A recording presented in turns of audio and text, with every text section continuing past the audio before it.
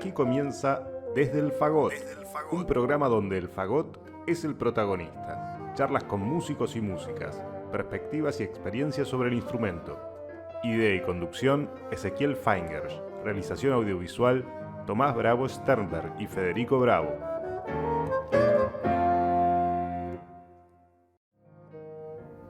Hola, ¿qué tal? ¿Cómo están?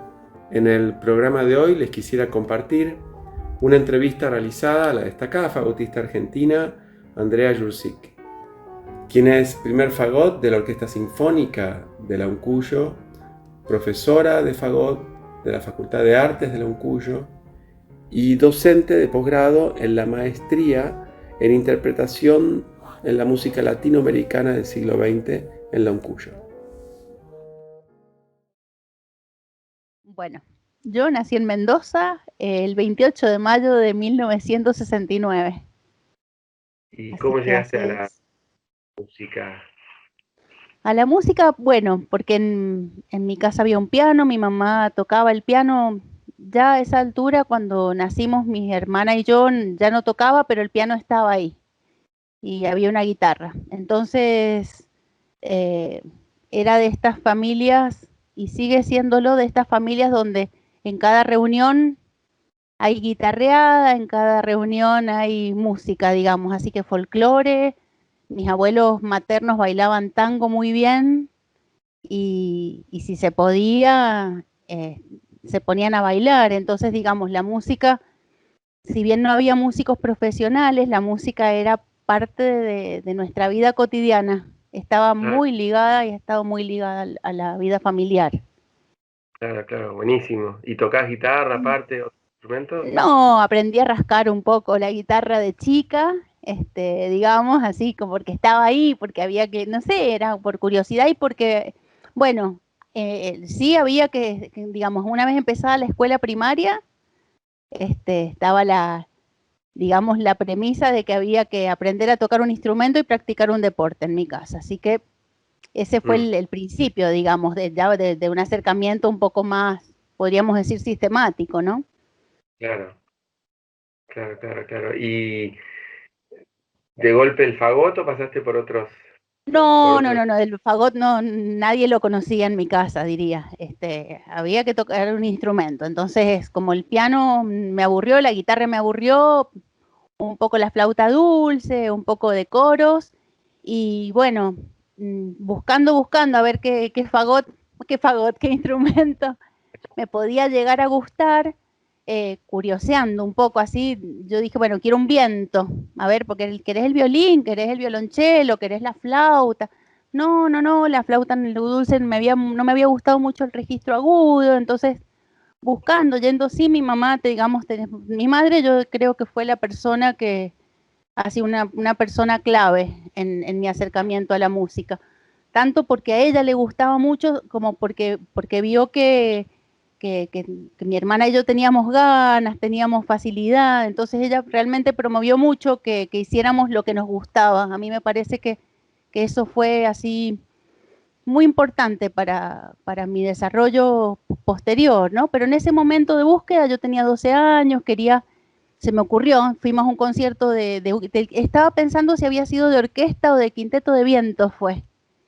Mira. Y ella dijo, había un concierto en una bodega, del quinteto de vientos de la Universidad Nacional de Cuyo. Dice, vamos a ir, así tenés los instrumentos de viento más cerquita. Y entonces, bueno, dije, ese me gusta ese. Y qué sé yo, un poco por timidez, no nos animamos a acercarnos, pero ya el instrumento estuvo ahí, el sonido dando vueltas, ¿no? Y por casualidad, digo, ¿era el fagotista de Roque Russo en ese entonces? Sí, el fagotista era Roque Russo, sí. Estoy contando el final de la historia por ahí, pero No, pero sí, digo por el famoso quinteto que él formaba parte, ¿no? Con todos los claro, sí. Mira, si bien Roque Russo no fue uno de los creadores del quinteto, pero porque la creación fue un poco fue previa a su llegada a Mendoza, pero él fue el fagotista que más años lo integró y con quienes hicieron giras así internacionales. Y en mi memoria, lo que tengo en la memoria es que era Roque Russo el integrante del quinteto. Claro. Y bueno, y unos años después mi maestro. Sí. Ahí va, ahí va. Y Ahí ahí va. decidí, fagot, ¿cómo, o sea, porque comprar Mira, un fagot es difícil, encontrarlo es difícil. no, yo dije el fagot y entonces mi mamá le preguntó a la profesora de piano de mi hermana dónde se podía aprender a tocar el fagot o dónde yo podía ver un fagot, si había que ir a la escuela de música. A ver, Mendoza, estamos hablando de los años 80, año 80 y poco, ¿no? Entonces, principios de los 80. Entonces, la única institución que había para aprender música en Mendoza era la Escuela Superior de Música de la Facultad de Artes de la Universidad Nacional de Cuyo. No había otra institución, era Claro, esa. claro, claro. Y bueno, esta profesora daba clases de teoría y solfeo, no sé si se llamaría así en ese tiempo, lectura musical, ya ni sé la audio perceptiva de hoy. Sí, Y van cambiando, sí. claro, y ella dijo, señora, el fagot es un instrumento para hombres, así que bueno, medio que había que olvidarse. Eso para mí fue muy decepcionante, ¿sabes? Yo hasta ese momento no había tomado conciencia que había espacios para hombres y espacios para mujeres. 12 Claro. años, viste, una niña, no, la verdad es que no tenía esa conciencia. Pero también, no sé, pienso en que tuvimos una actitud obediente. Si la profesora dice que es para hombres, ella sabe, ¿viste? Eso hoy lo pienso y ya nadie tomaría algo así. En ningún contexto me parece que alguien tomaría algo así como verdad. Hoy ya se habla ese tema como algo para no queja, ¿no? Pero para poder reaccionar contra esa locura, ¿no? Porque no tiene sentido. En ese entonces por ahí. No sé, pero simplemente era Me así. haces acordar, vos sabes, de un paréntesis, porque haciendo tantas conversaciones con todos nuestros colegas y conocidos y fagotistas, me contaron muy breve, te lo cuento, pero de Alberto Merenson, que le pasó la inversa. Lo separaron como diciendo, ustedes piano no, eso es para las amas de casa. Ustedes tocan, Wow. elijan de acá. Y cada uno lo escucha y es también, viste, hoy por hoy es como completamente al revés, ¿no? De lo que uno se imaginaría.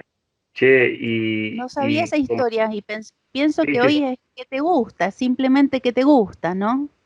hoy es que te gusta, hoy claro, hoy no hay tantas etiquetas. Escúchame, ¿y tus papás te compraron un instrumento o estuviste Sí, con el mira, instrumento? yo finalmente en ese momento no llegué al fagot, pero unos años después sí, porque yo seguía con muchas, digamos, seguía con muchas inquietudes hacia el instrumento. Y bueno, finalmente me inscribí en la escuela de música y allí te prestaban, había unos fagotes muy viejos, unos fagotes italianos marca Orsi, Claro, sí, tremendos, realmente, tremendamente, espantosamente malos, eran desafinados, todos, digamos, desajustados, con una mecánica muy deteriorada y mala, las dos cosas. Así claro. que a los 2 años de estar ahí padeciendo con esos fagotes, me compraron un instrumento, sí. Y Mm, ahí fue para empezar las clases Yo ya había Ruth. empezado, apenas me inscribí en la escuela de música y empecé con las clases con Roque, y ahí con ese fagot Orsi. Y como me seguía gustando, hubo una posibilidad de comprar un fagot ahí a alguien que había estudiado unos años atrás y había dejado, o sea, mi viejo tenía un auto antiguo que había comprado para reparar.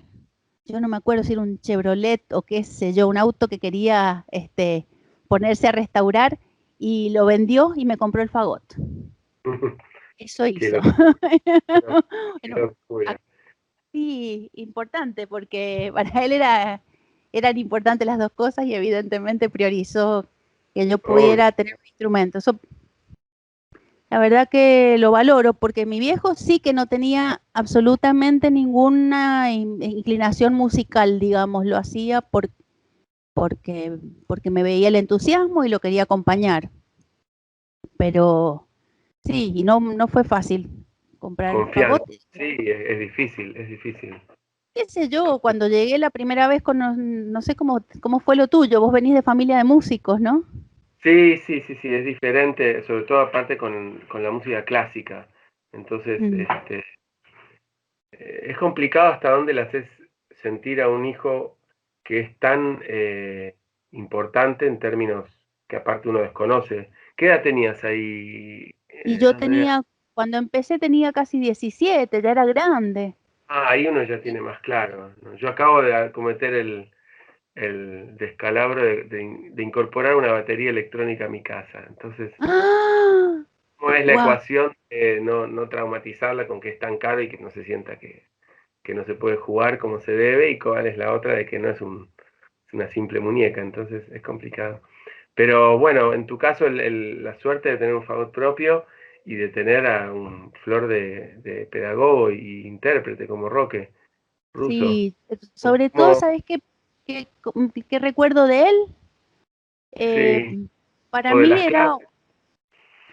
mira, las clases, si yo pienso en las clases en sí, las clases era más bien el maestro tradicional, ¿viste? Donde si te equivocabas y tenías dificultades, era tu problema y todo lo Mm, bueno que te saliera venía de lo que él te enseñaba. Eso es así bien a la antigua.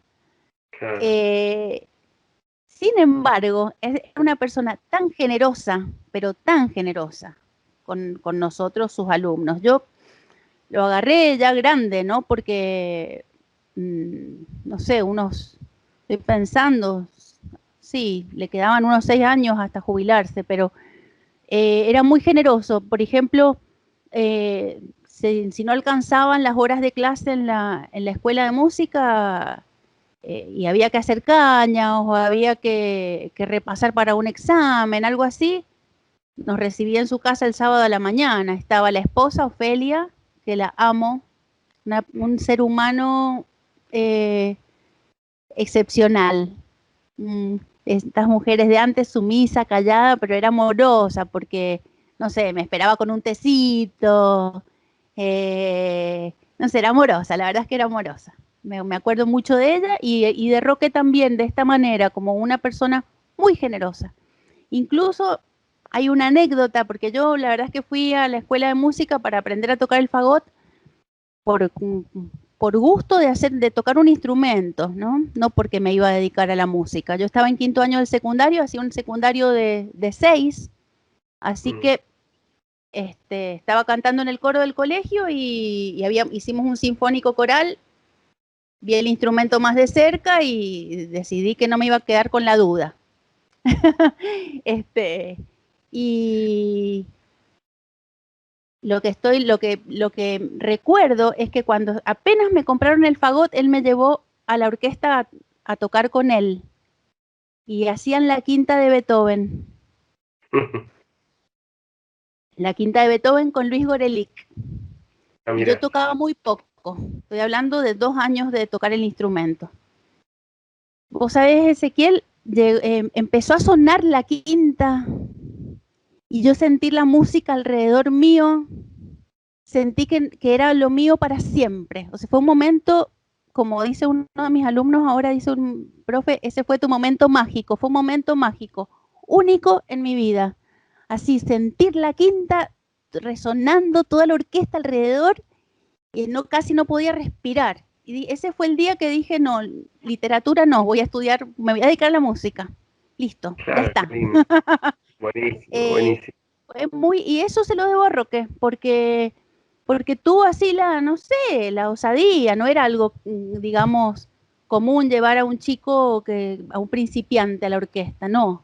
Él iba Claro. llevando a todos sus alumnos, pero parece que un poco después, ¿no? Y escúchame, ¿y con qué alumnos justamente te cruzaste en ese momento de Roque?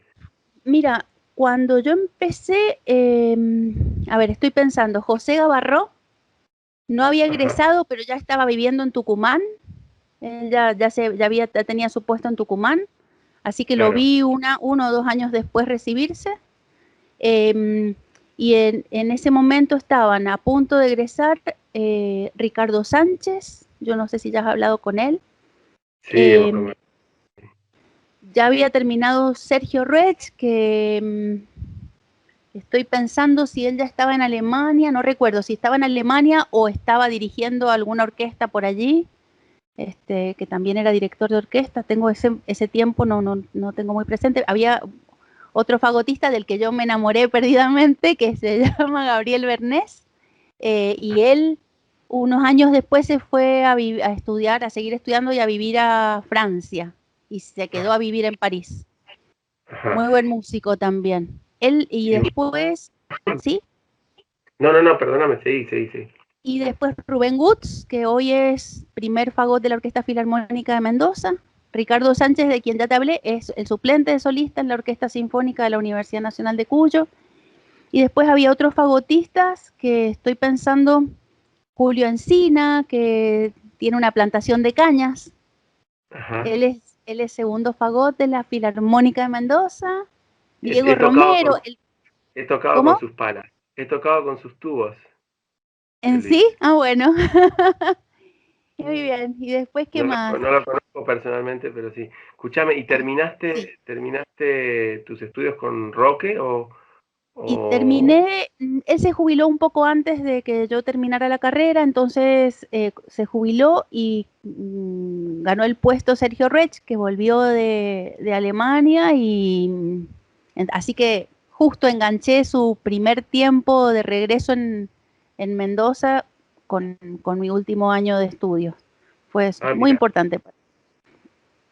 Ujú. ¿y me querés contar un poco de eso? Así conocemos a Sergio también, que... Mira, yo lo que te puedo decir es que hubo en ese momento un cambio grande. Nosotros veníamos con una forma de tocar que para mí estaba bien, y, y con la cual yo había trabajado en la Orquesta de San Luis.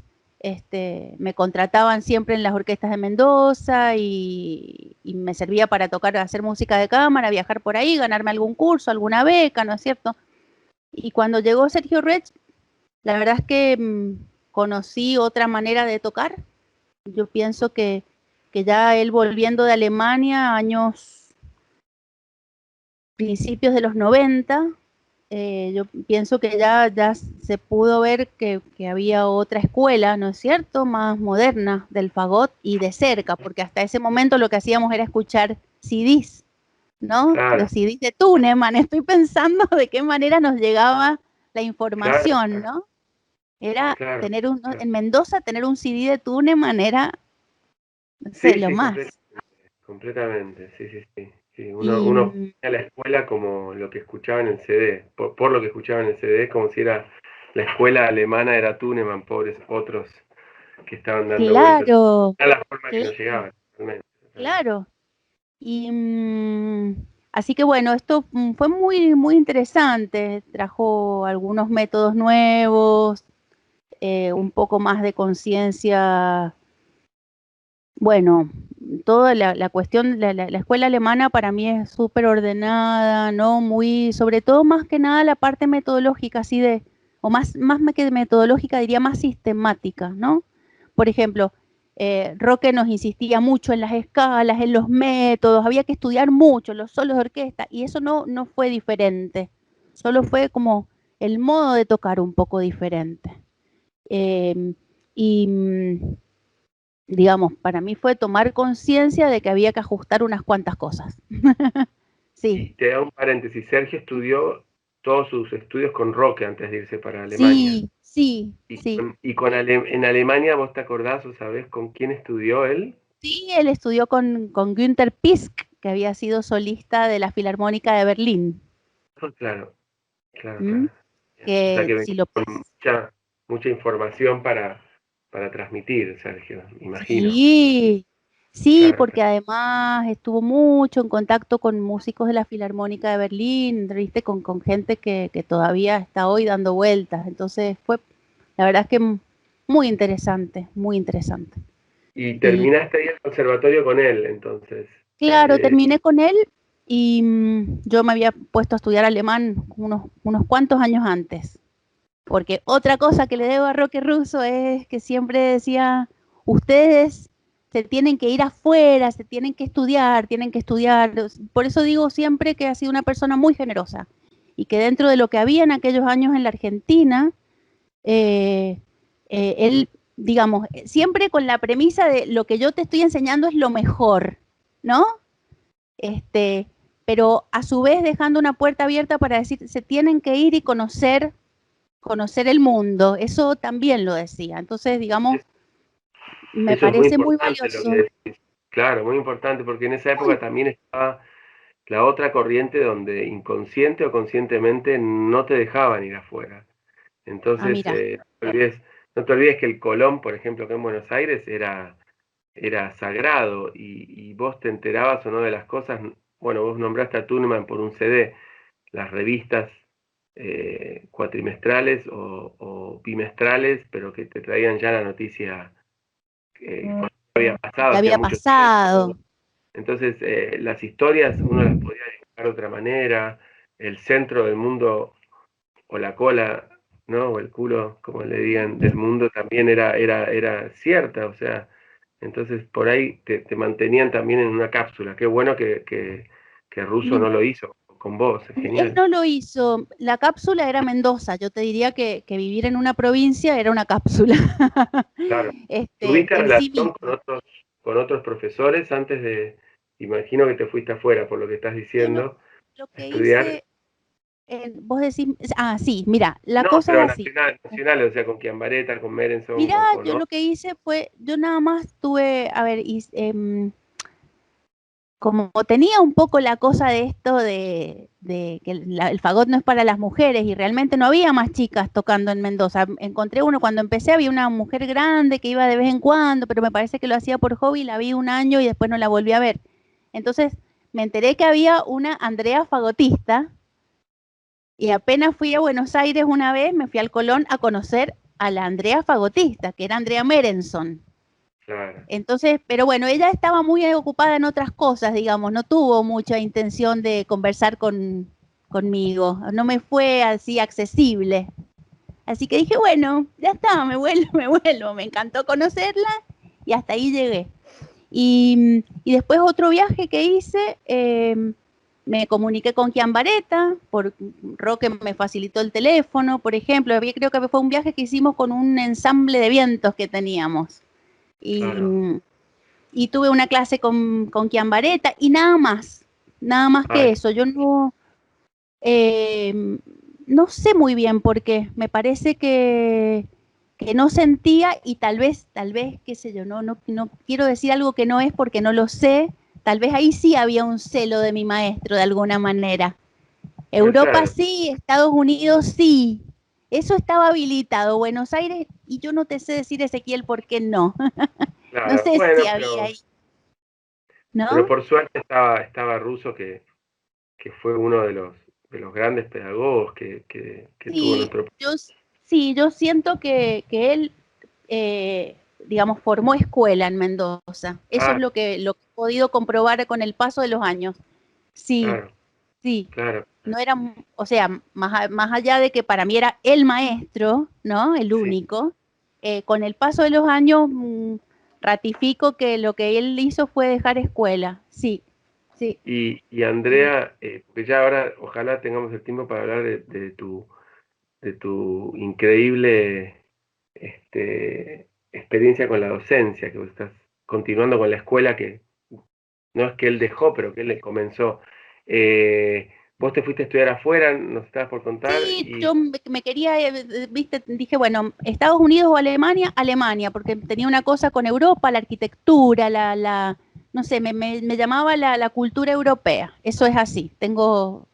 Tuve abuelos croatas, supongo que también la cuestión de volver a tomar contacto con la tierra de mis abuelos también me tiraba. Y, claro, y bueno, me gané la beca del DAAD. El mismo año me postulé justo, terminé la carrera justo para alcanzar a presentar los papeles para la beca. Y y la selección la hacían directamente en Alemania. Primero, había unos años previos la hacían en Buenos Aires, pero ese año la hicieron directamente en Alemania, entonces fue como bastante ágil. Me enteré que la tenía, me dieron la licencia en la orquesta y me fui. Y estuve un poco más de 2 años allá. Fue primero un año, después esta cosa de las becas que al año volvés a rendir y te la renuevan, y me dio el tiempo justo para hacer el posgrado. Fue lindo, importante. Imagino. Estudié en Karlsruhe con Günther Fitzenmeier. Él tenía así como, digamos, una escuela con muchos estudiantes de afuera y del sur de Alemania. Entonces fue, digamos, bonita experiencia también así de una cuestión intercultural, ¿no? Claro, claro, claro. Y el otro maestro que teníamos era un fagotista que era el profe de contrafagot, que muy especial persona, y él ha venido un par de veces a Mendoza, 2 veces o 3, a dar cursos así. Él había tenido padre fagotista, abuelo fagotista, y había estudiado con Tunemann. Es solista en Mannheim, en la ópera de Mannheim. Y digamos que tuvimos la posibilidad de tener, digamos, dos miradas diferentes del fagot. Eso Claro, para mí fue sumamente importante. claro, claro. Una cosa muy de Tunemann, de pensar mucho en dónde está el problema para poder resolverlo. Eso para mí es muy importante de esa escuela. A ver, Claro. qué pasa y cómo lo resuelvo. Eso te da una autonomía, ¿viste? Eso parte. Mi maestro Fitzenmeier tenía un trabajo más de pensar en el timbre del fagot, en las diferencias de colores. A mí fue bien bonita experiencia, interesante. Che, qué bueno. Y cuando, siempre con la idea de volver, o te ataba algo en Mendoza, algún trabajo, alguna expectativa, más allá Mira, de tu tierra, obvio? yo me fui dejando en Mendoza un puesto que, si bien era suplente, había muchas posibilidades de volver, digamos, y mi novio. Y además de eso, no sé, siempre tuve la idea de que iba para aprender y para volverme. Esa fue como, lo tuve siempre en la cabeza. Yo no tenía la necesidad de irme, no Claro, tenía esta cosa de, si puedo me quedo en otro lado. No, yo tengo mucho amor por la Argentina, mucho amor. Eh, Mucho. está Creo, bien, y buenísimo. aún en tiempos difíciles, creo mucho en construir, creo tal vez también, mi abuelo era picapedrero, mi abuelo croata, y vi mucho el trabajo de esta gente inmigrante acá, mucho. Entonces, Claro, valoro. claro, claro, Sí, claro. Sí, obvio, obvio. Aparte, no te lo contaba porque cada experiencia es diferente y dependiendo de la respuesta, esto es como elija su propia aventura. Viste, las preguntas después sí, son diferentes porque es tan difícil crear raíces, sembrar raíces, perdón, y es vos lo difícil. dijiste con los inmigrantes, Mira, hacerlo muy difícil. Entonces, claro, mira, lo que voy pensando con lo que vos me planteás, las posibilidades de quedarte están siempre, ¿sí? Mm, yo pienso que así sin hacer mucha, digamos, hacer así como rápido, yo hubiera conseguido trabajo en una Musikschule, que son estas escuelas de música para niños, para jóvenes. Un trabajo así hubiera tenido, con seguridad. Yo estoy pensando, no es cierto, podría haber concursado, no sé cómo me hubiera ido en puestos de algunas orquestas, no sé, porque yo estaba muy ocupada en estudiar para volverme. Pero a mí me gustaba mucho la gente de Alemania, me gustaba mucho su sistema, su orden, su respeto, que las cosas están siempre cuando se dice que van a estar. Eso a cualquiera le hace bien y le gusta. Pero yo no podía vivir sin sol. Los días grises son lo que abunda. Yo no podía vivir sin sol, es así, y lejos de mi familia. La verdad es que lejos de los afectos. No sirvo para estar lejos de los afectos. Entonces, me pasaba mucho tiempo triste porque era gris, pues la noche se hacía, no sé, en otoño a las 4 de la tarde era de noche y era el lugar más soleado de Alemania donde yo estaba. Entonces, Sí, claro, claro. viste, la geografía la determina mucho. Afecta un montón, obvio, Sí, obviamente. viste. Entonces, bueno, no tenía una necesidad grande de quedarme allá. Y mm, Y vos cuando volvés, se acaban los estudios allá, pero volvés por ¿hay un concurso o volvés a hacer medio lo no, mismo que estabas? volví de inmediato al cargo de suplente de solista. Es más, yo tenía permiso como becaria para quedarme afuera, pero tenía dos años de licencia. Claro, Y yo me había excelente. tomado esos 2 años más todas las vacaciones posibles. Entonces, un 1 de octubre tenía que estar sentada en la Tenía que orquesta. estar ahí. Claro, Y ahí claro. estaba. Quédate escuchando desde el fagot.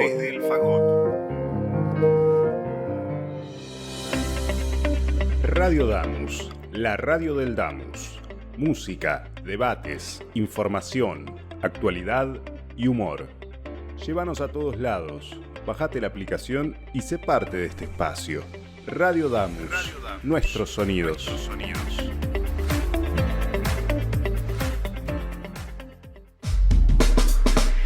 Programación 2022. Tardes contemporáneas. Órgano en Baires. Entre teclas. Voces que escuchan. Cámara hoy. Barroco de dos mundos. Paredes pintadas. Mujeres de la música. Espacio jazz. Músicas cruzadas. Desde el fagot. Todo es música. Y los estrenos de Por la huella de las cuerdas. Un programa dedicado a la guitarra. Dígame licenciade, un programa de graduados y graduadas. Radio Damus, nuestros sonidos.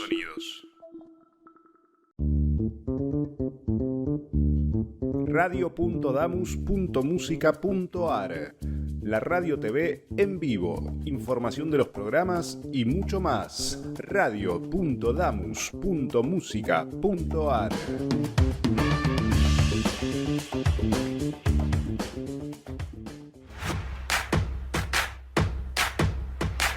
¿Querés difundir tu empresa, negocio o actividades? Escribinos a radiodamos@gmail.com. Ofrecemos planes a medida y a precios accesibles. Radio Damus. Sonamos cerca.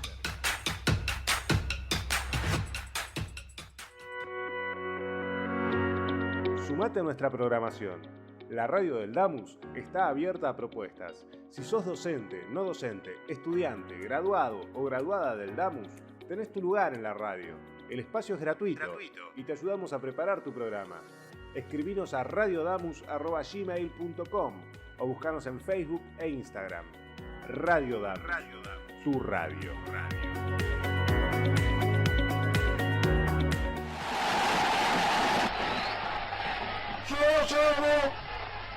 Llega a mis oídos la más maravillosa música, que para mí es la que pasan en Radio Damus.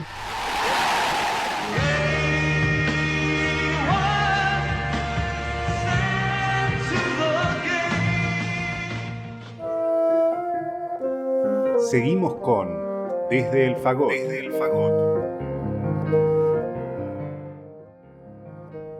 Seguimos escuchando entonces la entrevista realizada a la destacada fagotista argentina Andrea Jurczyk. ¿Quiénes eran tus colegas en ese momento cuando volvés? Y mis colegas eran, bueno, el solista era Sergio Rech y el segundo fagot era Rubén Woods. Ajá. Y el contrafagot era Julio Encina.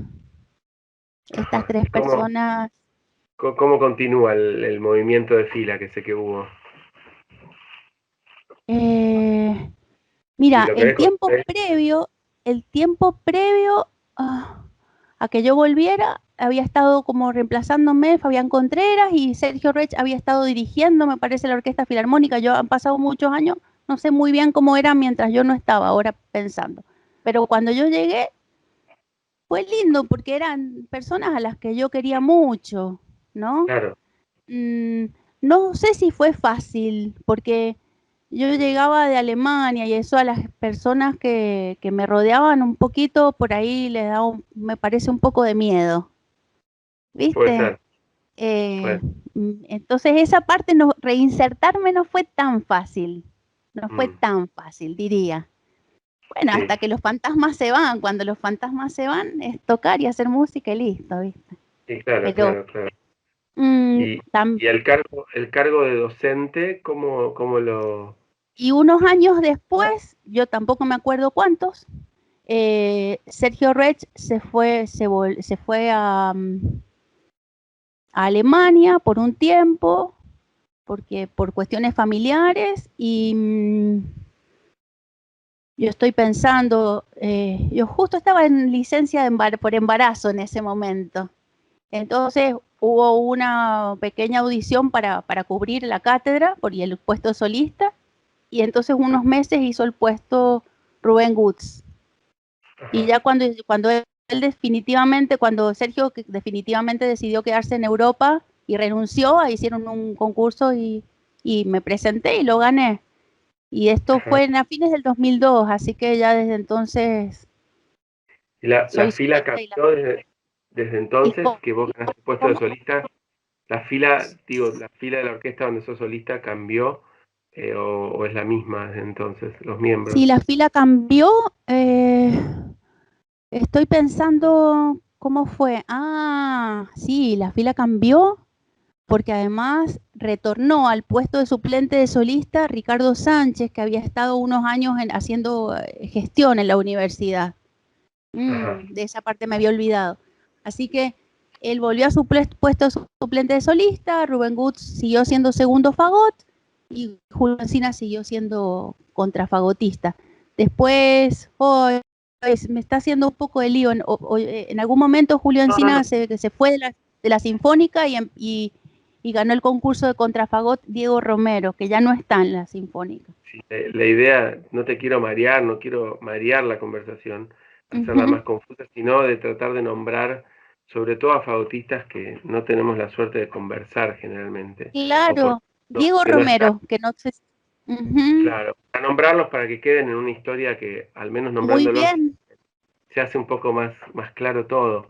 muy Pero bien, si se olvida alguno, bueno, en otra muy charla tal bien. vez. Estaba pensando, mientras vos hablabas, qué dicha también de que un profesor como Russo tenga a sus alumnos también en Mendoza, como que crea una escuela que no suele ser muy común desde el punto de vista mío como porteño insoportable, que todos pasan por Buenos Aires, ¿no es cierto? Generalmente. Ah, O sea, generalmente es muy común que el chico o la chica del interior tenga que viajar a Buenos Aires, ¿no es cierto? O si después se queda en Buenos Aires o se vuelve, pero bueno, pasó por Buenos Aires. Y en el caso de ustedes, que no tuvieron la necesidad, eso es realmente impresionante, en el buen sentido. Es muy sí, bueno. vos sabés que yo Muy no bueno. lo he pensado.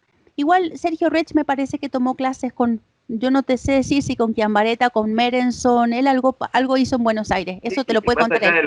más allá de los contactos, digo, ¿no? Que uno Pero tenga profesores, pero sí, me parecía todos las personas que vos nombrabas que hayan pasado por rusos, y mal creo sí, que fue así. sí, porque Está mis bueno. colegas solamente estudiaron con Roque, sí, sí, Ah, sí. genial, genial, genial, genial. Mirá, Che, Andrés, sí. y la docencia de tus alumnos, eh, ¿qué nos puedes contar de eso? Que sé que lo haces con muchísimo amor, no solo tocar el fagot, eh, y es algo muy importante para vos.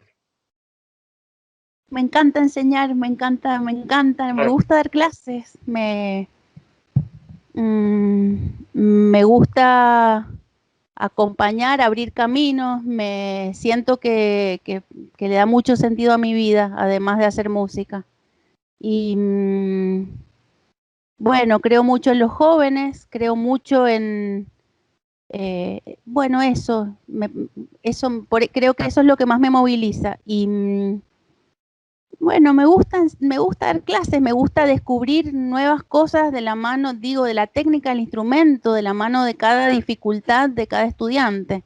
A vos te debe pasar que ves una mano que no está bien, que ves una embocadura que no está bien, y más allá de lo teórico y de lo que sabemos que hay que hacer, es que hay que ver de qué manera ese ser humano consigue lo que necesita conseguir, y no es siempre el mismo camino. Para mí eso es lo más maravilloso, que no es siempre el mismo camino. Me encanta que no sea siempre el mismo. Me encanta.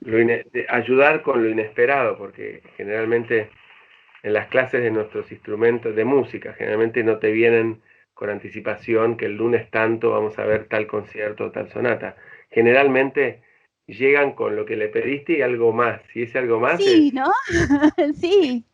Claro, claro, y Sí. es hermoso eso. Siempre es como una especie de médico rural, lo digo, por tener Sí. que encargarse de todo, ¿viste? Sí. Y es fantástico, fantástico y desesperante también, con mucha, O sea, las dos cosas. Y mucho bueno, estrés. sí, es verdad, es mucho estrés. Y a veces, bueno, no sé, encontrarte con una persona con mucha facilidad y sin posibilidad de tener un instrumento propio, Bien, o todas las encontrarte variantes. unas variantes o mucha facilidad y todas las posibilidades. Entonces esto también hay que acompañarlo para que lo que pueda recibir, no sé, en este caso de mí, digamos, lo descubra y lo encuentre y lo antes posible para que pueda seguir su camino. Para mí, no hacerles perder tiempo a los estudiantes para mí es muy importante. Claro, no, Digamos, te pregunto ¿no? este tema porque uno siempre, y lo hago con mea culpa, siendo docente, pero todos tus alumnos y alumnas con los que me he cruzado de alguna forma hablan maravillas de vos. Y siempre con una sonrisa que ahora la veo reflejada cuando vos me conversás. Y me da risa porque tanto los alumnos de Chiambareta, por decir un nombre, tienen también una especie de humanidad dentro de la forma de tocar, sabiendo cómo era Pedro, y bueno, en tu caso tus alumnos también lo tienen. En un tema importante también, porque sé que es un caos producir, me estoy yendo a otro punto también, No hay problema. aparte de proyectos como grabar CDs o música de cámara, que en este país donde a mí también me encanta, pero digo, hay cosas fáciles y cosas muy difíciles. Estos dos puntos que mencioné son súper difíciles porque no están remunerados para que uno pueda vivir, por ejemplo, ¿no es cierto? Y tampoco hay una ayuda tal como para poder realizar esos proyectos de grabaciones de CDs. Perdón, estoy tirando el hielo de mi mano. No. Ay, Eh, pobre, dale. eh, bueno, nada, eso te quería decir. Vos yo sé que tenés proyectos de Mira, grabaciones y música. tengo proyectos de investigación, pero proyectos de CD los estoy llevando a cabo en este tiempo. En realidad la cuarentena me frenó, así que no los voy a contar todavía, ¿Eh? pero tengo dos proyectos de CD en stand-by. Ajá. Antes no lo hice, o sea, he hecho mucha música de cámara y he tocado bastante solista, pero no hice grabaciones. Si lo pienso, yo creo que un poco la cuestión de, digamos, a decir verdad, volví de Alemania, trabajé mucho y fui mamá, y un poco como que este otro esfuerzo extra, digamos, de dedicarme más a mí, que sería, yo lo siento así, como de grabar y todo eso, recién estoy pudiendo darme esos espacios ahora que mis hijos son adolescentes. Realmente no lo hice todavía, pero está ahí. En la próxima charla, en una de esas ya, Te no quiero entiendo, decir nada, porque el tiempo está muy No, loco, entonces. no, te lo quería preguntar porque como cuestan tanto esfuerzo, eh, y no me refiero solo a lo monetario, en todo sentido, En todo eh, sentido, sí. siempre trato de darle más importancia porque después terminan siendo comparación de trabajos, vos nombraste Europa, de músicos europeos, donde la realidad es diferente, entonces ahí está la injusticia de juzgar sin saber el esfuerzo previo, digo, ¿no? Sí, pero pienso que que musicalmente cada uno tiene algo para decir. O sea, no pienso que sea justa la comparación. En algún punto la comparación existe, pero también pienso que cada uno tiene algo distinto para contar y bueno, Sí, totalmente, ¿no? totalmente. Pero digo, no es porque la producción o el resultado artístico va a ser peor, no me malinterpretes, no va por ahí. No, pero sí, no, pero sí, Yo- no, pero sí. no, yo no iba ahí porque eso me parece que ya es cuando ponen, viste, para grabar, bueno, ya no es más rec, pero cuando ponen para grabar, ahí somos todos iguales, todos comemos, por Sí, suerte tomamos agua, pero sí. aparte de eso, digo, para llegar a ese micrófono, generalmente es mucho más difícil, es muy difícil tocar conciertos con orquesta y grabarlos. Tremendo. Por eso, Sí. entonces, pero no me refiero a tocarlos y grabarlos, sino para que sean como una especie de sesión de grabación, a eso voy. Ujú. Y en otros lugares Tremendo. es pan de todos los días y hay orquestas hasta para grabar CDs con ciertos... Sí. Che, una preguntita que se me quedó en el tintero, como dice, ¿qué pasó con el quinteto que tenía Mira, el quinteto de toda Roque, el esta quinteto de... Sí, generación? ellos dejaron en algún momento, creo que fue cuando Lars Nilsson dejó la orquesta, el flautista. Él se Sí, dedicó los últimos años solo a la cátedra y en ese momento dejaron de tocar.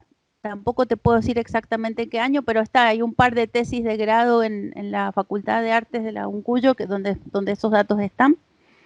Y, y entonces ese lugar lo ocupó un quinteto que ya estaba funcionando, que eran a todos discípulos de los viejos maestros, digamos, que era el quinteto Aconcagua. Entonces ellos ocuparon ese espacio. ahí El va la... fagotista era Ricardo Sánchez, estoy casi segura que ya él estaba en el quinteto Aconcagua, que no lo había fundado, pero que sí estaba, y después se constituyeron en quinteto oficial de la UNCUYO. Y yo integraba un quinteto de vientos, que primero fue cuarteto, que fue Aulos, que eran profes de la escuela de música. Entonces como que un quinteto, ya se transformaron en dos quintetos, uno de la orquesta y otro de la Facultad de Artes. Digamos que Claro. de ese primer quinteto hubo dos. Pero con el tiempo los dos quintetos dejaron de funcionar. Siempre hubo alguien que tuvo otra cosa que hacer o que dijo no, por acá no. Y el que más duró fue este quinteto Aconcagua. Pero Eso, bueno. no sé vos qué opinás, viste, el hecho de la escuela. Y esto como espacio, digo, entre vos y yo y otros colegas, de mi parte surgió por la necesidad de eh, haber tenido que redescubrir de grande afuera escuelas con sus abuelos, nietos, ¿viste? Y toda la camada en un mismo país con sus diferentes escuelas. Estados Unidos es un país pero ejemplar para eso, donde tenés Filadelfia, Nueva York, Chicago, Cleveland, ¿viste? Y toda la otra costa en un solo país. Y tal vez hoy todos pensamos que es así, pero en otros momentos no era tan así, era Estados Unidos en general. Acá lo que bueno, perdón, digo esto porque en Filadelfia sobre todo, que tiene una escuela muy cerrada, muy marcada, mejor dicho, ellos continúan con, por ejemplo, un quinteto donde estaba Sol Schembach, Garfield, y continúan un poco con la misma idea, ¿no es cierto? Por tener la misma escuela y hay veces como también respetando esa, entre comillas, marca que tiene el quinteto, que se refleja, porque en el fondo el que entraba era para continuar lo que hacía el otro. Acá como somos bastante únicos en Argentina y nos molesta tal vez esa mentalidad de tratar de que el que viene haga algo como un legado, ¿viste? Que no es que acarrea el legado, pero que lo continúe. Me preguntaba con el quinteto ahí en Mendoza, estando Lars Nilsson y Russo, no recuerdo los otros nombres, perdón, pero pensé que tal vez había sido diferente al del Mozarteum, que también se cortó, habiéndose podido continuar, ¿viste? Porque hubo discípulos muy marcados y sin embargo no está esa mentalidad, ¿viste? No sé si me Mira, a mí entendés. yo voy a hacer una cuestión más bien intuitiva. Me lo permito. La sensación que tengo es que estos maestros ejemplares que tuvimos, Juan González era el oboísta, es Ahí está, González, el perdón. dueño de la plantación de caña, él fue maestro de Rubén Albornoz, de Raquel Dottori, ¿no es cierto? Sí. Bueno, y de todos los que están aquí en Mendoza, y gente que anda por otros lados, ¿no es cierto? Pero Atilio Cascón era el clarinetista, y el maestro Salinas era el cornista. Las sensaciones un poco que yo tuve con estos maestros, y lo digo habiéndolos visto ya cuando ellos ya eran viejos, voy a decir, ¿no? Sin por eso desmerecerlos, simplemente ya después de haber hecho toda su carrera. Ellos eran únicos, irrepetibles, irreemplazables. O sea, ese era un mensaje fuerte que daban, no Lars. Lars Nilsson jamás me dio esa sensación. Pero Roque, Juan González y Atilio Cascón a mí siempre me dieron la sensación de que eran los únicos. Entonces, cuidado, ocupar esos lugares, cuidado. A ver, entonces, claro. Yo no sé, habría que preguntarles a quienes integraron después el quinteto a Concagua, si ellos sintieron que estaban siguiendo ese legado. Yo no te lo puedo decir, porque no estuve en ese lugar. Sí, como solista de la orquesta y como docente de la cátedra, ¿no es cierto? Yo sí he sentido una responsabilidad grande. Y sí he sentido una responsabilidad grande de decir, bueno, acá tiene que, o sea, esto tiene que crecer, ¿sí? Una responsabilidad grande sí he sentido. Y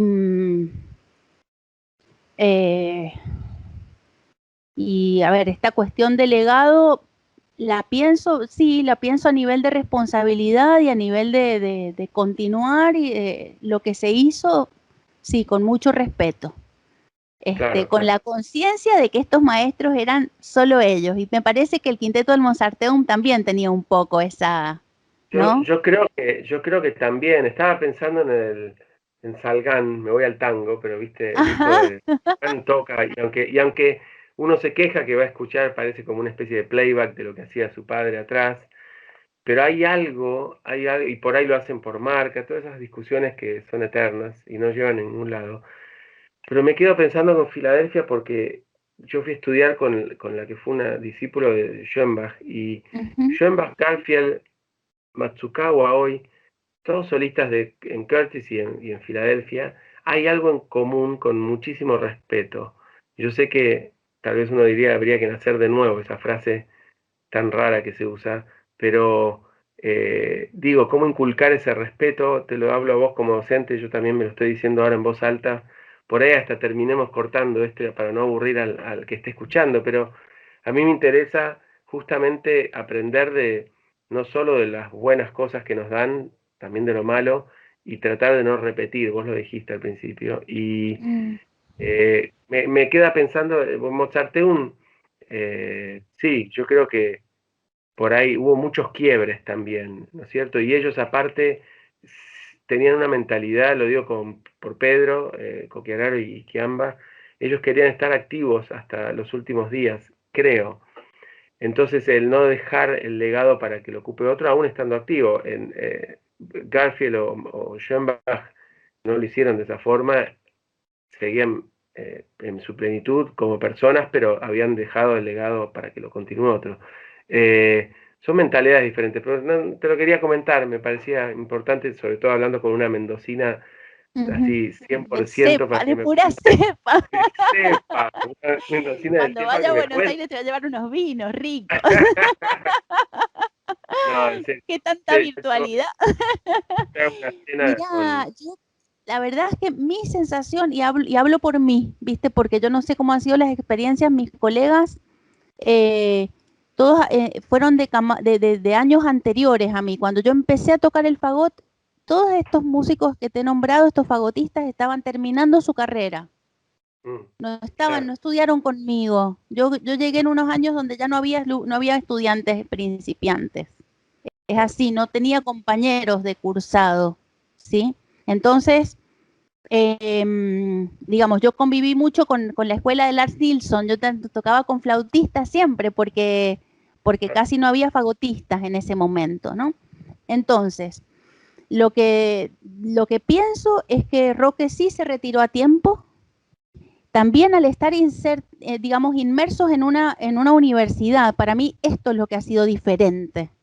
La universidad marcaba un momento para jubilarse, digamos, y eso no tenía maneras de modificarse. Ahora se puede elegir y quedarse unos años más, pero en ese momento no era así.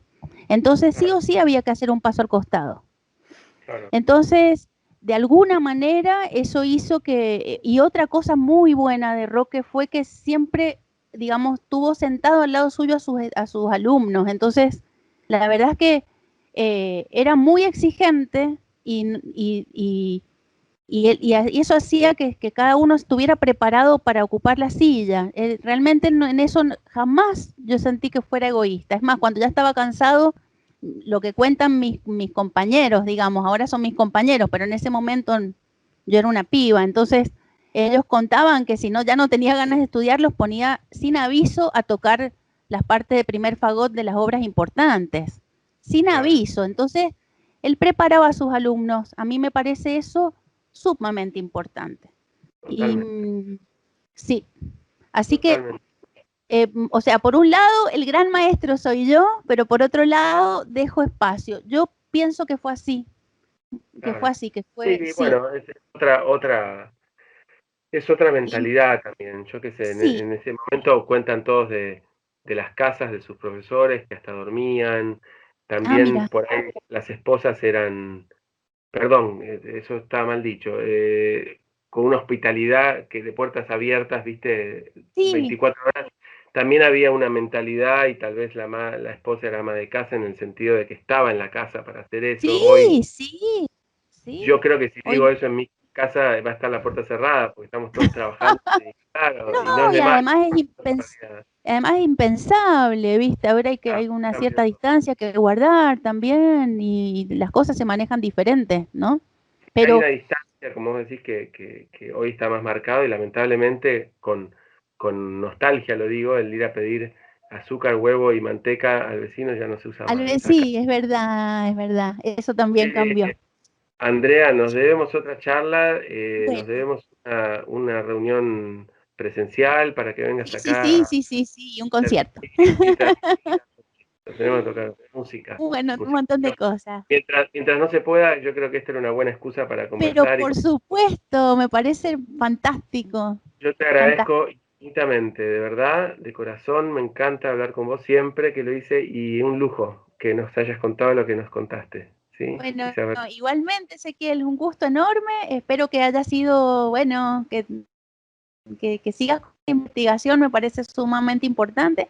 Y te ofrezco la tesina de licenciatura de esta egresada, de Graciela Arce, porque tiene mucha información, cuenta mucho de la historia de Roque Russo, de él y la cátedra. Hay una entrevista a Roque Russo. Yo creo que la única que él ha dado, la voy a hacer llegar. Dale. Bueno, la idea de esto es mucho más informal, pero que quede aunque sea. Sí. Sí. Bueno. Bueno, te mando un abrazo. Un beso, chao, gracias. Gracias, buenas noches. A vos.